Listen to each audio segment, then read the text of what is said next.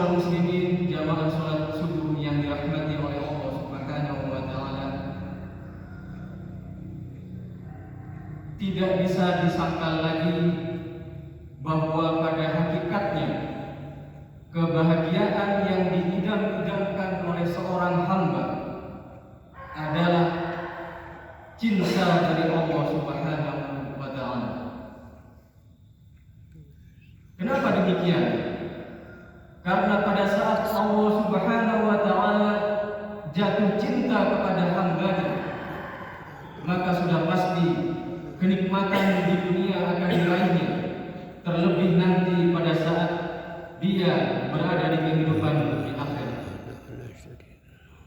Berdasarkan sebuah hadis yang disampaikan oleh Rasulullah SAW, bahwa ketika Allah Subhanahu wa taala cinta kepada hamba-Nya, maka Allah segera berseru dan memanggil malaikat Jibril. Wahai Jibril, sesungguhnya Allah mencintai si fulan, maka cintailah dia. Maka Jibril pun turut mencintainya. Lalu Jibril menyeru kepada semua penduduk langit, sesungguhnya Allah mencintai si fulan, maka cintailah dia. Maka penduduk langit pun turut mencintainya. Dan setelah itu kecintaan kepada hamba ini diteruskan kepada seluruh penduduk di muka bumi ini. Hadis riwayat Bukhari. Inilah gambarannya para jamaah sekalian, betapa luar biasanya pada saat Allah Subhanahu wa taala mencintai seorang hamba. Dia sampai menyeru dan memanggil malaikat Jibril untuk mengumumkan bahwa Allah cinta kepada seorang hamba ini. Allah sebagai penguasa kerajaan bumi, Allah sebagai penguasa kerajaan langit, memperlakukan seorang hamba yang dicintainya sampai sedemikian itu. Coba kita bandingkan bagaimana bahagianya kita pada saat kita mengetahui bos kita di perusahaan atau bos kita di kantor mengatakan bahwa dia senang kepada kita. Pasti semua fasilitas terpenuhi, pasti semua kesulitan akan dimudahkan.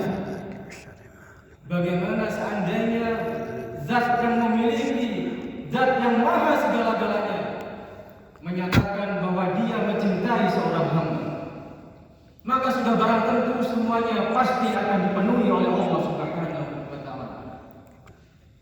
Namun demikian para jamaah sekalian, apakah tanda-tanda yang dapat kita lihat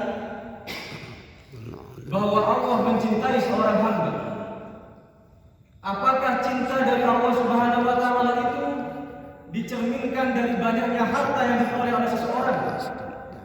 Apakah kedudukan yang tinggi di dunia itu adalah tanda bahwa cinta dari Allah itu? Apakah dengan banyaknya mobil itu membuktikan bahwa Allah mencintainya? Rumah mewah dan lain-lainnya? Ternyata tidak para jamaah sekalian. Pada saat Allah mencintai hamba-Nya, ternyata dia tidak mewujudkannya dalam kenikmatan di dunia. Salah besar jika orang meraih kesuksesan di dunia, dia merasa bahwa dia sudah dicintai oleh Allah Subhanahu wa taala. Bahkan bisa jadi sebaliknya para jamaah sekalian. Dengan tegas Allah menyampaikan dalam surat Ali Imran ayat 31, A'udzu billahi minasyaitonir rajim. Qul in kuntum tuhibbunallah fattabi'uni yuhibbukumullah wa yaghfir lakum dzunubakum. Kata Allah, katakanlah Muhammad, jika kamu mencintai Allah, maka ikutilah aku. Niscaya Allah akan mencintaimu dan mengampuni dosa-dosamu. Inilah ayat yang menegaskan bahwa pada saat Allah mencintai hamba-Nya, yang pertama yang akan diraih oleh hamba itu adalah berupa pengguguran dosa-dosa yang selama ini sudah dilakukannya. Bukan berupa bentuk kenikmatan dunia para jemaah sekalian, Namun demikian para jamaah, yang namanya pengampunan dan pengguguran dosa-dosa dari Allah Subhanahu wa taala ini tidak semerta-merta Allah memberikannya dengan gratis. Jika Allah sudah mencintai hambanya, sebelum dia mengampuni dosa-dosa dari hambanya ini, maka sudah pasti ujian atau musibah akan diberikannya kepada hamba yang dikehendakinya ini. Karena itu para jamaah sekalian, jika selama hidup ini kita merasa musibah datang silih berganti, ujian selalu datang kepada kita, maka tetaplah berhusnudzon kepada Allah Subhanahu wa taala.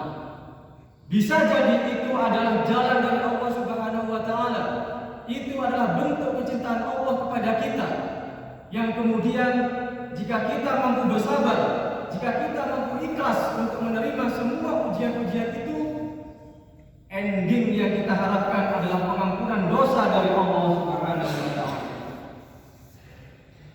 Seperti yang disampaikan dalam sebuah hadis, ma yazalul bala'u bil mu'mini wal mu'minati fi nafsihi wa walidihi wa malihi hatta yalqallaha wa ma 'alaihi khafi'ah.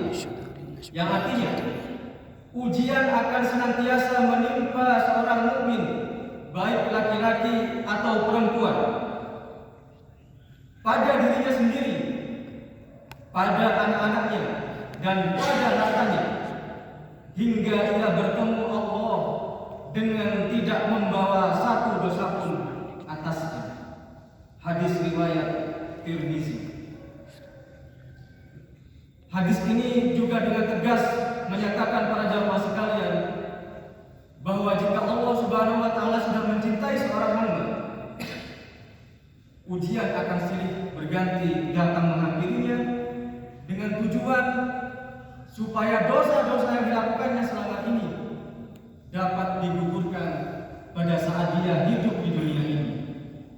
Bayangkan para jamaah sekalian, jika Allah tidak memberikannya ujian, jika Allah tidak memberikan cobaan, seorang hamba ini dibiarkan begitu saja oleh Allah, membawa dosa-dosa yang setumpuk itu, sampai pada hari kiamat dia membawa dosa yang sudah barang pasti azab dari Allah Subhanahu wa taala di hari kiamat, di akhirat, itu sudah pasti lebih dahsyat daripada saat kita hidup di dunia. Oleh karenanya, salah satu tanda juga ketika Allah mencintai seorang hamba, dia akan menyegerakan ujian, dia akan menyegerakan sanksi di dunia kepada seorang hamba itu, supaya dosa-dosa yang sudah dilakukannya selama ini terhapus atau gugur pada saat dia hidup di dunia. Kemudian pada saat dia menghadap Allah di yaumil qiyamah, dia menghadap Allah dalam keadaan bersih dari dosa-dosa yang sudah dilakukannya selama ini di dunia. Demikian para jamaah sekalian apa yang dapat kami sampaikan.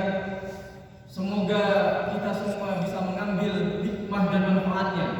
Marilah tetap kita beroptimis, marilah tetap kita berhusnudzon kepada Allah, bahwa semua ujian-ujian yang kita hadapi ini semata-mata adalah bentuk kecintaan dari Allah untuk menggugurkan dosa-dosa yang sudah kita lakukan selama ini.